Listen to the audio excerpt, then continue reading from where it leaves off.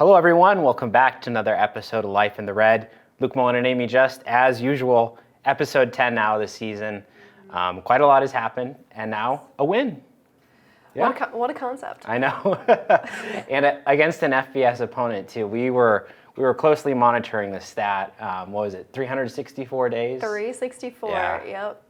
That's pretty wild, huh? I mean, even a lot of FCS schools, I'm sure, probably had a win over an FBS school in that time too. So yeah, it was a long time coming, most definitely. But yeah, so today we're going to break down that win over Indiana, talk everything Rutgers, because obviously it's a quick turnaround for the team, quick turnaround for us too. So a lot happening in a couple of days here. But of course, you know, that Indiana game, like I said, I mean, it was a long time coming for Nebraska to turn in a result like that. You know, we'll get into all the game action, but I mean, just overall, I mean, what did you kind of make of the performance and the improvement, I guess, that they showed? Yeah, obviously it's like hard to quantify this, but it felt like, especially the defense, like played with more intensity and just more energy. And again, like there's no way to like quantify that like in the box score or anything. That's like an eye test type of thing. And they looked a lot better just from that regard. And then the defense in general just played a lot better. In talking with Bill Bush today, he was just like, yeah, they were in the right spots. That's amazing. That's all it takes. a lot of good things can happen when you're just in the right spot, huh? But yeah, so I mean, the game action itself, you know, it was a typical Nebraska start. You know, on offense, just electric. That first drive took 3 plays, you know, 2 bombs to Palmer and Oliver Martin just to get down, score that touchdown. And, you know, we heard from Mark Whipple today. He was saying, you know, we have this offense that comes out of the gate, you know, scores a touchdown every week. He said, well, why can't they bring that same level of consistency all game? Yeah. Mark was in quite a mood today. He had a lot of one-liners, some good quips today, some great mood. But yeah, he believes in this team, and he believes that they can win. And he is kind of frustrated by the fact that at some points he feels like the players don't think that they can win. And maybe they don't necessarily believe that, but in their attitude, as of late, sometimes it has. But I feel like once you get this win, that kind of like takes that to a different level, because you can win, and you can win in a close game situation. And for so long, I mean, over a year, you know, they hadn't been able to pull it out in those situations. So I think one can do wonders for your confidence and to get the ball rolling moving forward. Yeah, I mean, we talked about that confidence aspect a lot, and you know, the players said it themselves too. I mean, it was Chris Kolarvik. He said we had all these close, you know, 1-score games last year, which was his first year with the team. You know, finally breakthrough this year. Obviously, it wasn't a 1-score game at the end, but I mean, it was 21-21, 28-21, you know, pretty much the entire second half. So it was right there. You know, I had that chance to be another close 1-score game and just getting it done. I think the overall atmosphere around the team this week is they are so much more confident because of it. Yeah, and they're just in a better mood in general, which, yeah, that happens, right? But it feels like we're around a different team. Yeah. Like, right after the win, like, Garrett Nelson had the giggles. That's how I describe it. You know, Casey was in a really good mood. Mark being in a really good mood today. It just helps. Absolutely. Well, we will say Whipple was in a different type of mood at times on Saturday. Yeah. We're talking about this very kind of notable exchange. You know, Casey Thompson, a lot of pressure at times. He does a great job, you know, I think escaping it, running out of it. But, you know, maybe there's a tendency to hold on to the ball a little bit. 3rd down and 2, pretty promising drive for Nebraska. Thompson takes a sack. As soon as he goes off the field, Whipple's there on the sidelines to give him an earful, which, you know, good coaching, you know, let your quarterback know. Well, next series, they send Chubba Purdy out, backed up against his own goal line, and pressure comes. He takes what should be a sack, safety, but kind of flips the ball backwards as he's going down. Ends up being a touchdown for Indiana. Really big swing. I mean, 7-0 game to 7-7. Obviously, you know, still ended up in Nebraska's favor, but do you think that was the right decision? Pull Thompson for a series and let Purdy get out there? I mean, I'm not going to armchair quarterback it, but no. Well, fair enough. It was one excruciatingly bad play for Casey. Yeah. Especially when you look at the bird's eye view, like Trey Palmer was wide open and like probably would have been a touchdown. So you look at that and you're like, not great. I also kind of question the play call in that situation too, because at that point, Nebraska's ball carriers were averaging 4.5 yards a gain or for carry, and they just needed 2 there. The run had been working. Obviously, if Casey makes the throw, no one's questioning the play call, right? So yeah, there's a lot on that play specifically that I question, and then pulling Casey out after that. And I was trying to stay, what's the word I want to use? I didn't want to question pulling Casey in the moment because I didn't know if it was a true, pull him, because I noticed that he was getting his wrist taped, so I didn't know if Casey needed medical attention after taking that hit. And then we found out after the game that he was benched very briefly before Chubba's even more excruciatingly bad play. But I wouldn't have pulled Casey there, knowing what we know now. Yeah. Obviously, it changes if Chubba makes it work, right? Yeah. And I understand the sentiment in that you want Chubba to get game reps. But why put him in when you're backed up so deep in your own territory? That just feels like a recipe for disaster. But you can never plan for when Casey could go down for longer than he has. So, look, I get all sides of it, but no.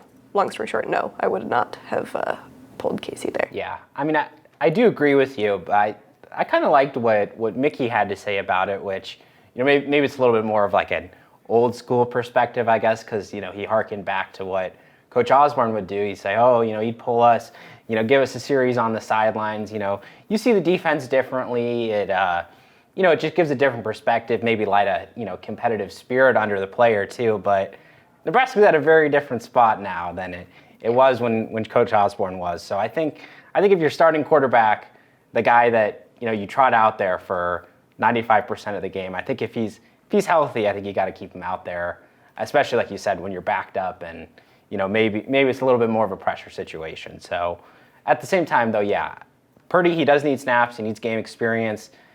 Work him in at a different time, I think probably would have been good enough. But anyway, Nebraska responded well to the adversity, which was, I think, perhaps the biggest thing we saw. Every time Indiana kind of, came back or had a big moment, Nebraska was right there to respond. And of course, after that, it was the punt block touchdown, which Indiana, I thought it was kind of interesting. I mean, they were not protecting the punter a lot. I mean, they were sending their blocker line, down the field quickly. And obviously, I think Nebraska read into that.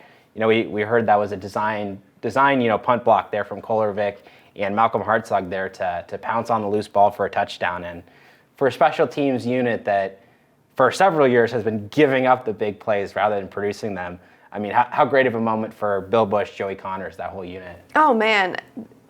You can't say how meaningful that is, right? You just looking at the statistics and the last time it happened, 2000? I mean, it was 13 years ago. 2009, I never know what year it is anymore. But it was 2009 was the last time they returned a blocked punt for a touchdown. 13 years ago. So, and then they haven't scored a touchdown on special teams in any way, shape, or form since 2019. Mm-hmm. So, that gives so much confidence to that unit. Because they have blocked a punt already this season, but then they took it the next step forward. You couldn't be happier for them because they deserve a win. They've been playing super well on special teams, a couple aspects aside.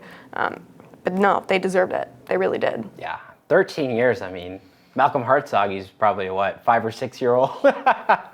Yeah, true freshman. He's probably 17 or 18, depending on his birthday. I doubt he was watching that game. Oh, you're making me feel old. But the other big response there was, of course, Nebraska led 21-7.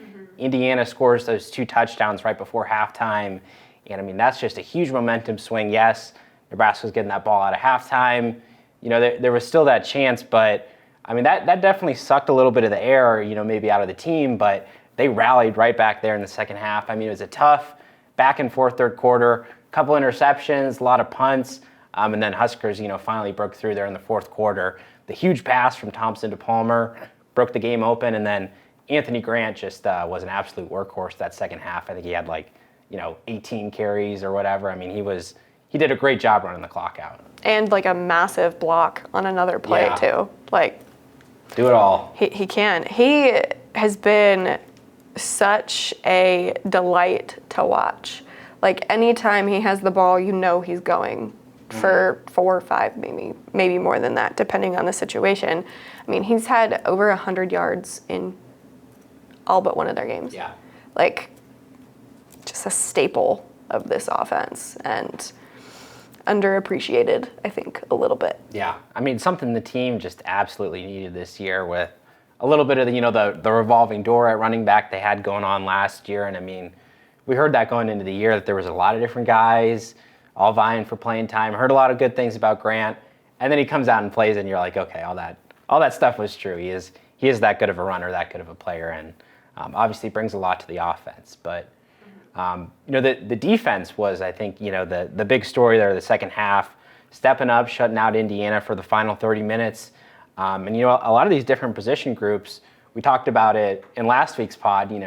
What position groups we thought were going to step up. We both said the defense. And I think we were both right in different ways. You said the secondary, and they were pretty good not to allow Basilic to have any big breakaway plays.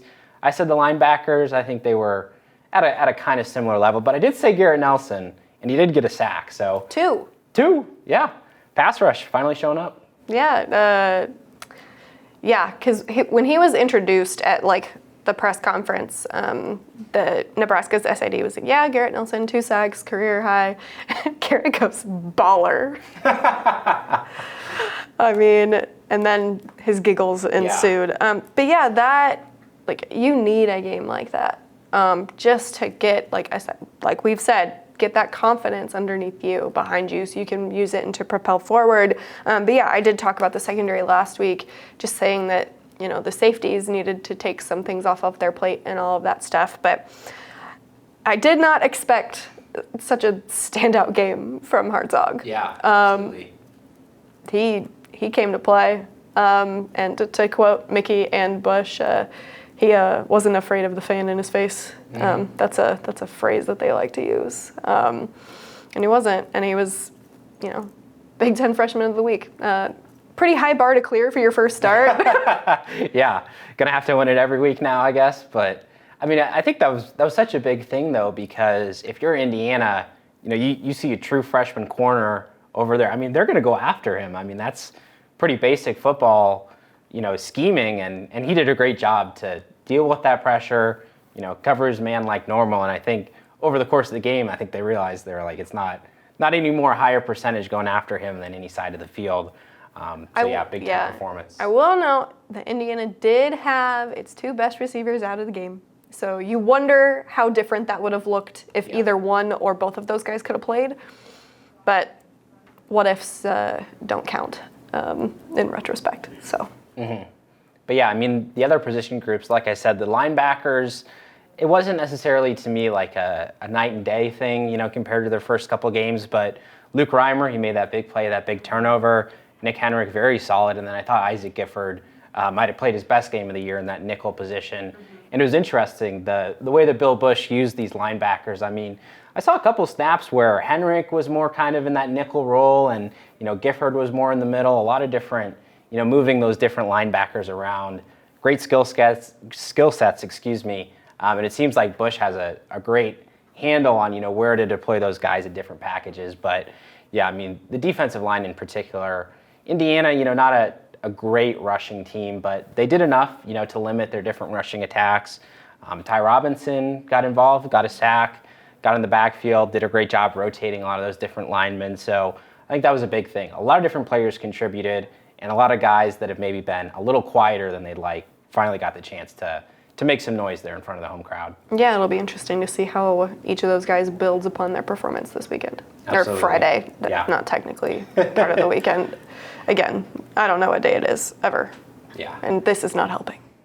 And how about just, we were down there on the field afterwards, and it was clear, just seeing all the players, I mean, the emotions of joy, I guess you could say, relief was a word we heard too. Catharsis. Yes, definitely. And then you see the post-game video, Trev Albert's in the locker room giving a game ball to Mickey Joseph, the whole team going crazy. It just felt like it was those moments that have kind of just been missing for this team. And, Mickey said, 24-hour rule, only celebrate it for so long. But really, I think even now, as we record this on Tuesday, I think it's still fresh for the team, isn't it? Yeah, and it will be, right? Because you don't want to let this feeling go. Like, obviously, you need to focus on Rutgers and all of that. But just the joy, the inherent happiness that comes with winning. Yeah. Like, you don't want to, completely put that in a box just because it can help you moving forward. Find a balance, so to speak. And it's given them a lot of optimism, especially because they're in one of the most competitive, we'll say, divisions in all of college football. That's a word. What did Whipple say? He said something like, Yeah, so it's not good, it's just competitive? No, he said it's competitive. It's not quality, but it's competitive. There you go. Yeah. So, He's not wrong. I mean, there are 6 teams tied at 1-1, and then Wisconsin is 0-2. Obviously, that's going to change as there's more infighting within the conference. I still think, even though Minnesota had a pretty embarrassing loss last week, I still think they're in the driver's seat. And just looking at Wisconsin's schedule, it's pretty easy for them here on out. But again, they did fire their coach. So, things are fine up in Wisconsin. Yeah, I just don't think we've seen the offensive, power that you need to see from Wisconsin. Yeah, they have a decent defense, but I mean, Graham Mertz hasn't really performed. Braylon Allen hasn't been able to get going as much as he should. And then I do agree with you on Minnesota. Their defense against an easy non-conference was very, very good. Mm-hmm. And then even in this loss to Purdue, I mean, they only allowed 20 points. Tanner Morgan threw 3 picks. Mohamed Ibrahim didn't play. So there was a lot going on with that Gopher offense.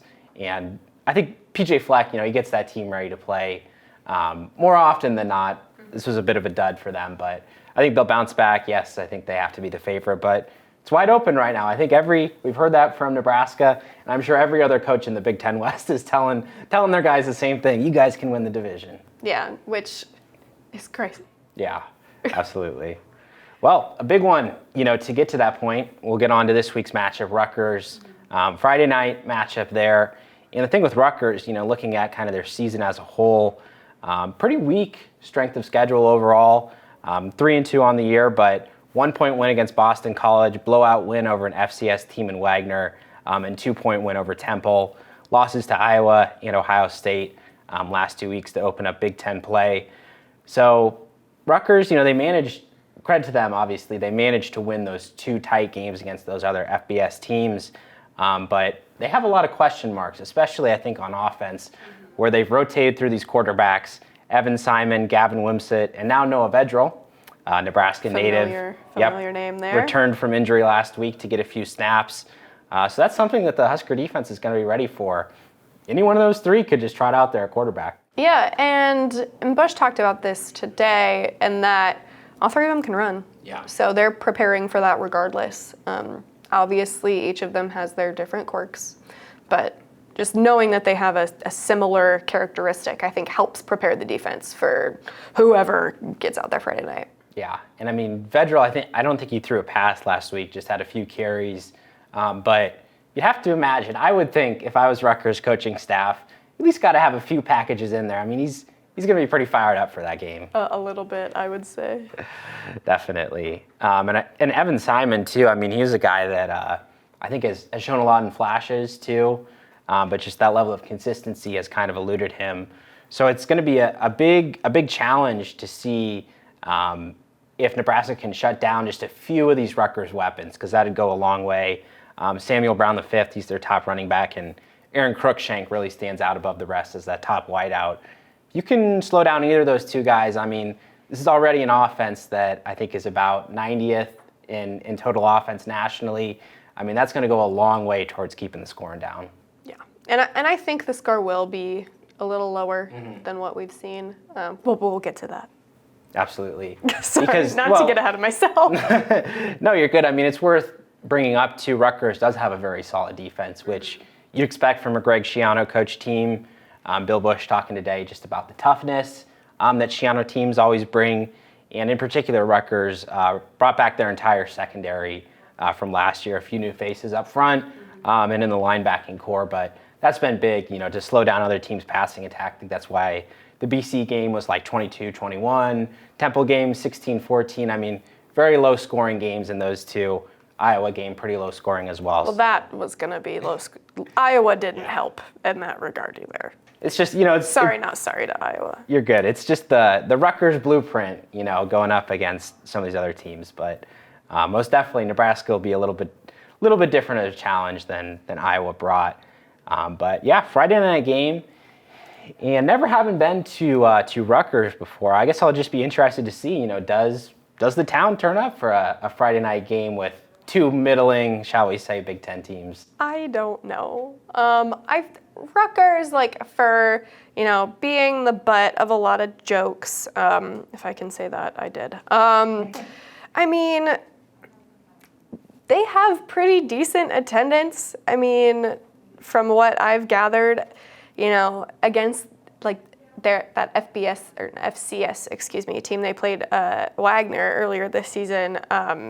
There were almost 50,000 people there, so. Yeah, should be a pretty decent environment. Could be interesting. Yeah. I haven't checked the weather. Hopefully it's nice. That would help. Definitely. And, we heard too, Mark Whipple kind of made the point that Northwestern game, I mean, that's a neutral site. A lot of Husker fans in that game.